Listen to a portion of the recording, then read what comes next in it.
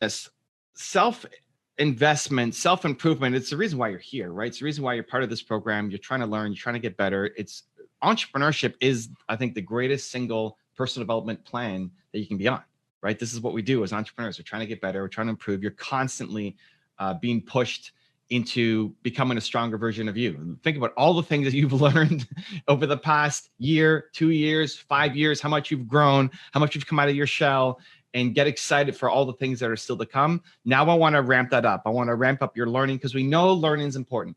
And you're probably already spending some time learning. I mean, you're here in this group and you're doing other things as well, I'm sure. But now we need to make it more valuable, more efficient, more productive. I think a lot of times what happens is people will pick up a book, right? Like this, Built to Serve, or they'll watch a live session like this that we did a couple of weeks ago. And you might get excited or motivated and be off and doing something for an hour or a day. But how do you keep that consistent, ongoing, forever, building your movement? Your movement is going to take time to create. It's going to take a sustained, focused effort to make happen. And it's a direct reflection of the effort you're putting in, but also working smart, doing the right strategies and being consistent on it.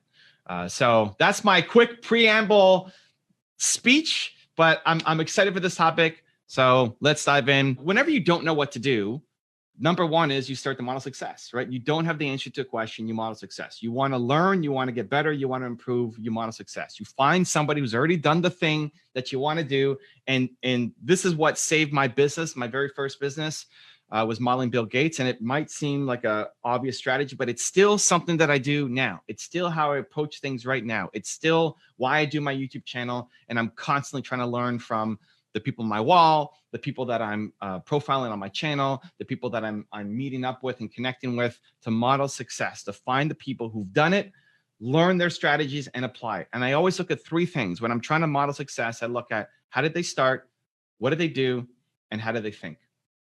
How did they start, right? So Bill Gates this strategy came to me when I was at my lowest of the lows. Some of you may know my story, so I won't go into super deep, but I was 19, 20. My business was not working. I was struggling to survive. And I told my business partner that I quit. And I was trying to do everything myself and just working my face off. It wasn't for a lack of effort. I was working like crazy, but nothing seemed to be working. Nothing seemed to be getting results. Just no money every month, just nothing happening, nothing working. I was so frustrated that I told my business partner I quit. Not for anything that he did, just I needed to feel like I was a valuable human again. Like how many losses can you take in a row and not get any results? It just starts to beat on yourself, especially when you don't have a ton of life experience, right? So I quit on my business partner. I cried my eyes out. And then the next day I woke up and I said, I can't quit yet. I'm going to live with regret if I quit now, but I can't keep doing it the way I've been doing it because it's not effective. It's not working. It's not helping me. Obviously it's not working. So then I asked myself, who's built a software company before? And that's where I came across. The first idea was Bill Gates. Microsoft, who was at that time, this is 20 years ago, still very much in charge of the company. And I said, how did Bill Gates get started? Looking at how did that person get started? How did they go from 0 to 1? Because I looked at Bill Gates and I said, man, he's so big. He's built one of the biggest companies in the world. I'm nowhere close to that. It's easy for him. He's got a team, and how he makes an extra $1 million now. He probably makes $1 million just by having, a 4-minute coffee. Great. He's made $1 million, but 0 to 1, how did they do that? That's what I really cared about. And so I was researching his story. So then what did they do? What did they do? Bill Gates did it through partnerships. And every computer, their big deal came with IBM, where every IBM shipped. IBM was the biggest computer. IBM doesn't even sell computers anymore. They were the biggest computer manufacturer in the world. And every IBM shipped had Microsoft software on it. Right? That was the deal that blew up the company, that just put them into a new stratosphere. And so thinking about, okay, how can I partner with people? If I was on their radar, if they sent my message to their audience, if they promoted my product or my service to their customers, that would blow up my company, right? That's what you can learn from Bill Gates. But Microsoft was already a $7 million company when they made that deal. So how did they get started, right? 7 million is great, but it's 7 million more than what I had right now, right at the beginning. So how did you go from 0 to 1? And it was still partnerships. It was just finding smaller partnerships. And so I said, okay, I'm willing to try it. I've tried everything. Nothing's working. Let's try partnerships. And shortly after I landed my first deal, $13,500, I felt like just money to me, right? I was making $300 a month. So 13.5K felt like a lot. But more importantly, I had a strategy that I could do again and again and again and again and again. And then another partnership and another deal, another deal, another deal. And finally, after all this time of no momentum, we suddenly had tons of momentum. All because I looked at Bill Gates and how we got started and what I could learn from his success.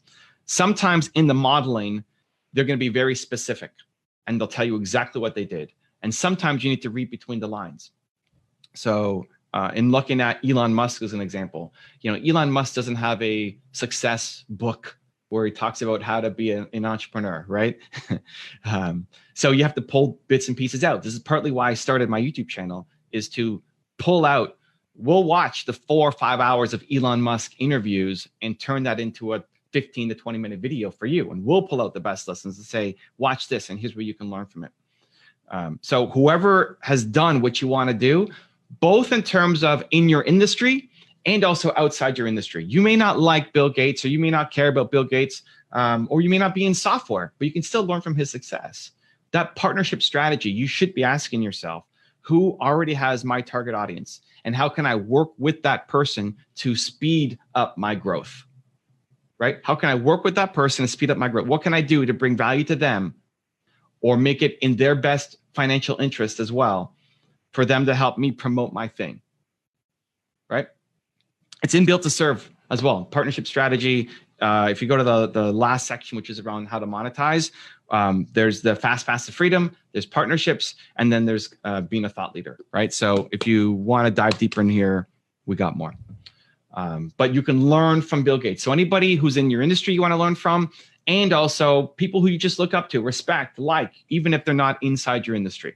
If you like Steve Jobs, you can learn from him. If you like Kanye West, President West, you can go learn from him. Even if you don't like him, you can still go learn from him, right? And so that ended up creating my top 10 channel, my main channel that then became the top 10 channel.